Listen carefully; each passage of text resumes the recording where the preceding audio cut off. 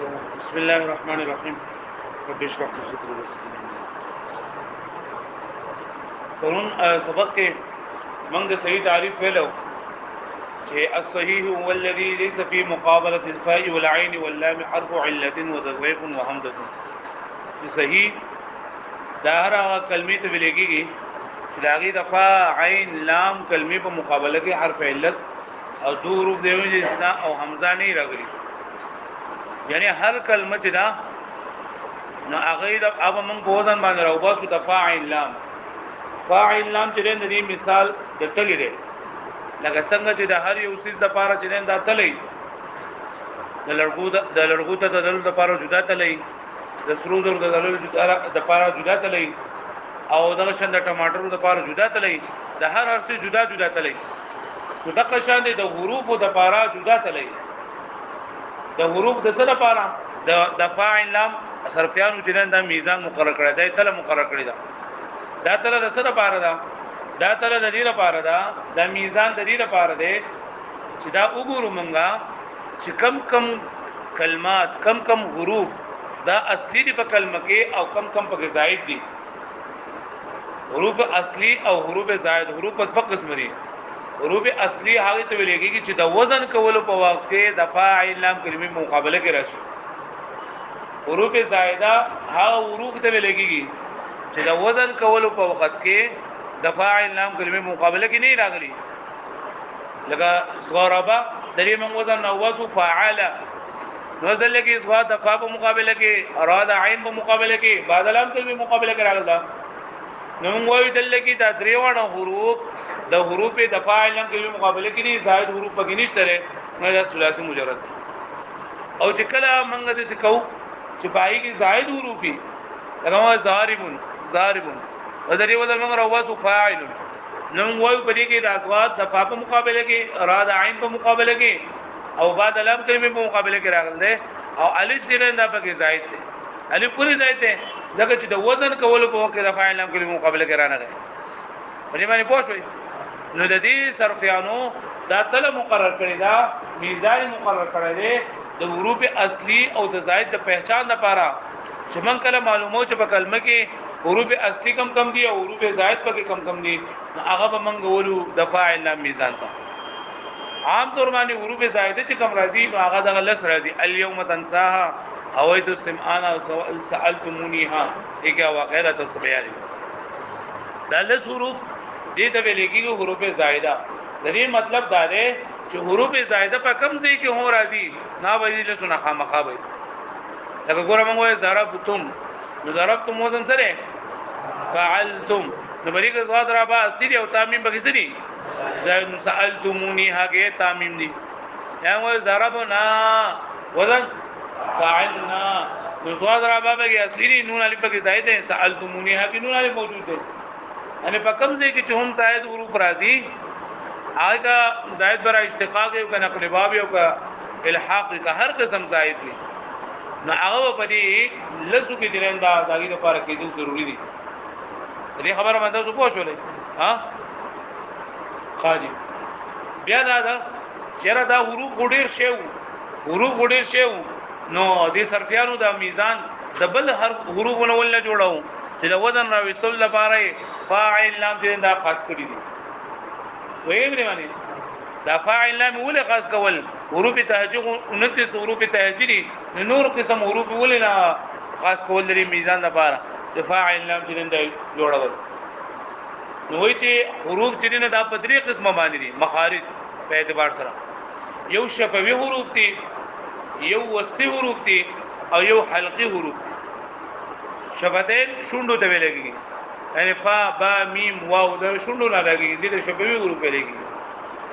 او باصل نه مری نه راګي حمزه ها عین ح غین خا دا حلقي حروف دي او بعضی د سری چې هغه د شفتین او د حلق د مینز نه یعنی د وسط ته دا ادا کیږي. دا نور حروف چې سونه دي لکه لام دي او دغه شان دي نون دي را دا تو دال تا ضو دال سا او صاد ز سین جیم شین یا دا ټول حروف دي دا وسطي حروف دي. نو د شفوي حروفونه چې دای فارغ استله او د وسطي چې دای لام راغستل لري او د حلقي حروف نه چې د اسره غستل دي عین نه غستل ویلې باندې نو اوس بیا بری کې دا اگر چیرې وستي حروف نور ډیر شي دي وستي حروف نور نشته وستي حروف خدای چې جیم شین یاده سواد لام نون را ده هو دلته نو بری کتاب بل حرف نه راغ سوچ د دین تاسب لام راغستلو او حلقي حروف ډیر شي دي حمزه ها عین ح غین خ دا غیر ته عین ول راغستل دي او دغه شانتي شفوي حروف دي دا کوم ډیر شي دي د دې نسب د فاول راغستل شوی دا با واو نه راغستو با نه راغستو میم نه راغستو کوشي دوی چې موږ ببلوم راغستو خو موږ له یو دسي اسم پکارو یو دسي ټکی موږ له پکارو چې هغه یو معنی ورکوي هغه معنی ټول د شاملې ولکه فاعل لام دا فعل له دا فعل په هر څه کې شامل دی هغه فعل ماضی دا او فعل مضارع دا او کار سره اوس حمزه کاف لام ته راوغسل حمزه کاف لام ته راوغسل نو عقل دا اوس په خورا کې نه بنو څه خوندا او جهاد یوسل دا فعل له خوښ نو بس موږ چې زدا خو صحیح شولا خو د سیدا ترتیب دی ولې بیا دا او چهره الاول فا دا او بیا عین دی او بیا لام دی فلاول بری فا راغستو او بیا بری لام راغستو بیا بری عن راغستو فلا عبد تر وکړو یا به تل فعل وکړو یا به على فر وکړو نو دی فعل دا مخصوص شکل دی ولې وکړل چې اول فا دا او بیا عین دی او بیا لام ویل دی باندې داغي جواب ورکړي چې دا ځکه چې فا عین لام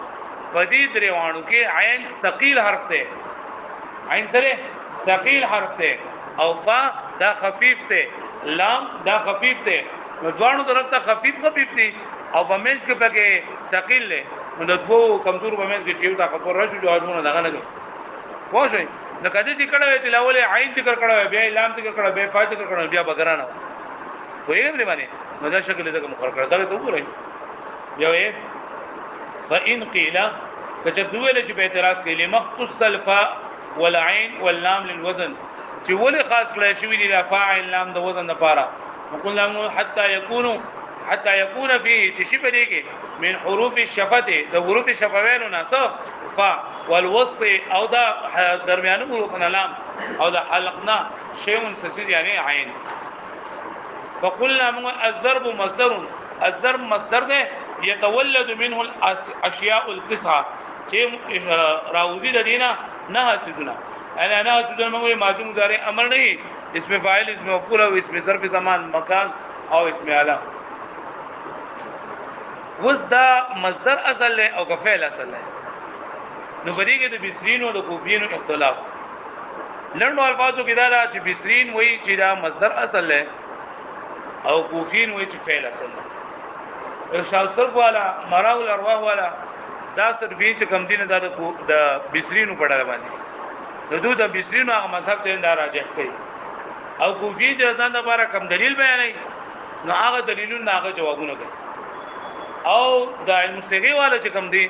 نو هغه د کوفیینو صرفینو په مذهب باندې نو چې فعل اصل له